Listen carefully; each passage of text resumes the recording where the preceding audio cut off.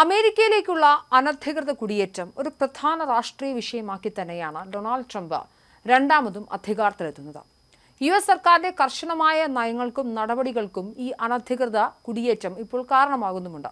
അനധികൃത കുടിയേറ്റത്തിനെതിരെ US സർക്കാരിന്റെ കർശനമായ നയങ്ങളും നടപടികളും വലിയ രീതിയിൽ ചർച്ചയാകുന്നുണ്ട്. വിമാനത്തിൽ അനധികൃതമായി കുടിയേറിയെത്തിയ ആൾക്കാരെ അതാത് രാഷ്ട്രങ്ങളിലേക്ക് തിരിച്ചയക്കുന്ന USAയുടെ നിലപാട് വലിയ വിമർശനങ്ങൾക്കും കാരണമായിട്ടുണ്ട്. കുടിയേറ്റക്കാരെ US ഹോംലാൻഡ് സെക്യൂരിറ്റി മന്ത്രാലയം ഉൾപ്പെടെയുള്ള ഏജൻസികൾ കണ്ടെത്തി അവരുടെ സ്വന്തം രാജ്യങ്ങളിലേക്ക് നാടുകടത്തുന്നതാണ് പതിവ്. നിരവധി ഇന്ത്യക്കാരെ ഇത്തരത്തിൽ തിരിച്ചയച്ചിട്ടുമുണ്ട്. US ഇമിഗ്രേഷൻ ആൻഡ് കസ്റ്റംസ് എൻഫോഴ്സ്മെന്റിന്റെ നാടുകടത്തലിനായി ഉപയോഗിക്കുന്നതിനായി 6 ബോയിങ് 737 വിമാനങ്ങൾ വാങ്ങാൻ സമ്മതിച്ചതായി ഹോംലാൻഡ് സെക്യൂരിറ്റി വകുപ്പ് ബുധനാഴ്ച സ്ഥിരീകരിച്ചിരിക്കുകയാണ്. അതായത് ഇനിയും അനധികൃത കുടിയേറ്റക്കാരെ നാടുകടത്താൻ US കഠിനമായ രീതിയിലേക്ക് മാറുന്നു എന്ന് വേണം നമ്മൾ മനസ്സിലാക്കാൻ. ഈ ബോയിങ് വിമാനങ്ങൾ വാങ്ങുന്നതിനായി ഏകദേശം $140 മില്യൺ കരാറിലാണ് അമേരിക്ക ഒപ്പുവെച്ചിരിക്കുന്നത്. വിർജീനിയ ആസ്ഥാനമായുള്ള ഡെയ്ലസ് ഏവിയേഷനുമായി ഒപ്പുവെച്ച കരാറിനുള്ള ഫണ്ട് ട്രംപിന്റെ അതിർത്തി നയത്തിനായി അനുവദിച്ച $170 ബില്യൺ നിന്നായിരിക്കും. US ഇമിഗ്രേഷൻ ആൻഡ് കസ്റ്റംസ് എൻഫോഴ്സ്മെന്റിന് നാടുകടത്തൽ ഓപ്പറേഷനുകൾക്കായി സ്വന്തമായി ഒരു വിമാന വ്യൂഹം ഉണ്ടാക്കാനും അതുവഴി ചാർട്ടേഡ് വിമാനങ്ങളെ ആശ്രയിക്കുന്നത് കുറയ്ക്കാനും വേണ്ടിയാണ് പുതിയ കരാർ ലക്ഷ്യമിടുന്നത്. ഈ വർഷം 1 ദശലക്ഷം കുടിയേറ്റക്കാരെ നാടുകടത്തുക എന്ന ലക്ഷ്യം ട്രംപ് ഭരണകൂടം നിശ്ചയിച്ചിട്ടുള്ള സാഹചര്യത്തിൽ കൂടിയാണ് പുതിയ കരാർ.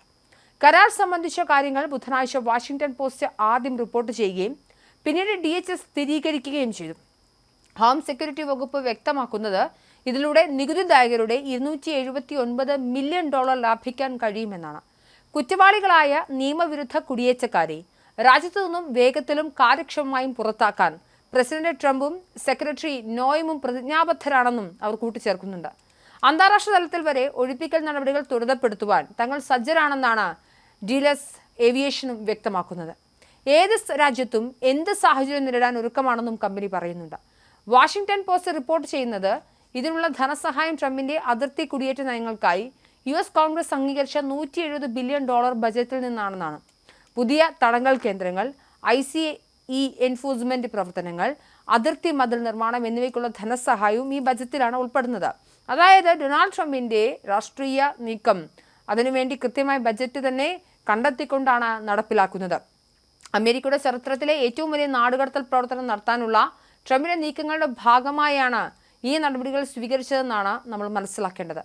ഇതേ ലക്ഷ്യത്തിനായി സ്പിരിറ്റ് എയർലൈൻസിൽ നിന്നും 10 ബോയിങ് 737 വിമാനങ്ങൾ വാങ്ങാൻ DHS സെക്രട്ടറി ക്രിസ്റ്റി നോയിമും മുതിർന്ന ട്രംപിന്റെ ഉപദേഷ്ടാവായ കൗറി ലെവാൻഡോസ്വിക്കും ICAയോട് നിർദ്ദേശിച്ചതായും റിപ്പോർട്ടുകളുണ്ട്.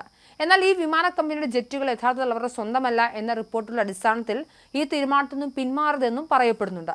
ഒക്ടോബറിൽ 1.6 ദശലക്ഷം ആളുകൾ US-ൽ നിന്നും സ്വയം വിട്ടുപോയതായും 5 ലക്ഷത്തിലധികം പേരെ നാടുകടത്തിയതായും സർക്കാർ പ്രഖ്യാപിച്ചു കഴിഞ്ഞു.